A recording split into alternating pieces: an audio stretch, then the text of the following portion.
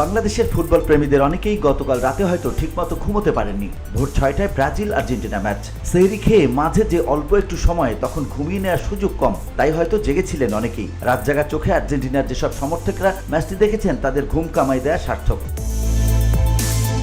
2026 বিশ্বকাপ বাছাইয়ে দক্ষিণ আমেরিকা অঞ্চলের এ ম্যাচে ব্রাজিলকে 4-1 গোলে বিধ্বস্ত করেছে আর্জেন্টিনা। এই জয়ের পর আর্জেন্টিনার মিডফিল্ডার এনজো ফার্নান্দেজ ধন্যবাদ জানিয়েছেন বাংলাদেশের সমর্থকদের।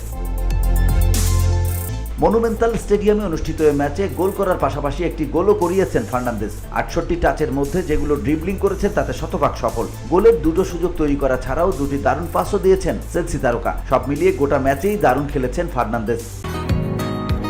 বসুন্ধরা, উত্তরা, বনশ্রী, কুড়িল ও বাড্ডা সহ রাজধানীর বিভিন্ন স্থানে অভিজাত ও অত্যাধুনিক মানের ফ্ল্যাট কেনার এক নির্ভরযোগ্য প্রতিষ্ঠান pleasant properties limited.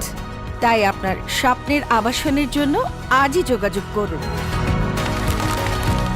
Pleasant properties limited, where destiny matches eventually. জয়ের জন্য ফার্নান্দেজের ভেরিফাইড ফেসবুক পেজ থেকে বাংলাদেশের আর্জেন্টিনা সমর্থকদের প্রতি লেখা হয়, অবিশ্বাস্য সমর্থন ও বার্তাগুলোর জন্য বাংলাদেশকে ধন্যবাদ। এই জয় আপনাদেরও।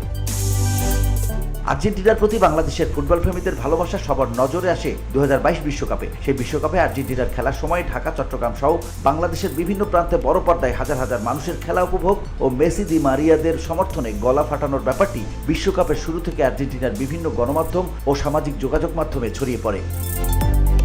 বিশ্বকাপ জয়ের পর আর্জেন্টিনা ফুটবল দলের এক্স হ্যান্ডেলে বাংলাদেশকে ধন্যবাদ জানানো হয়। ধন্যবাদ বাংলাদেশ, ধন্যবাদ কেরালা, ভারত ও পাকিস্তান, আপনাদের সমর্থন দুর্দান্ত ছিল।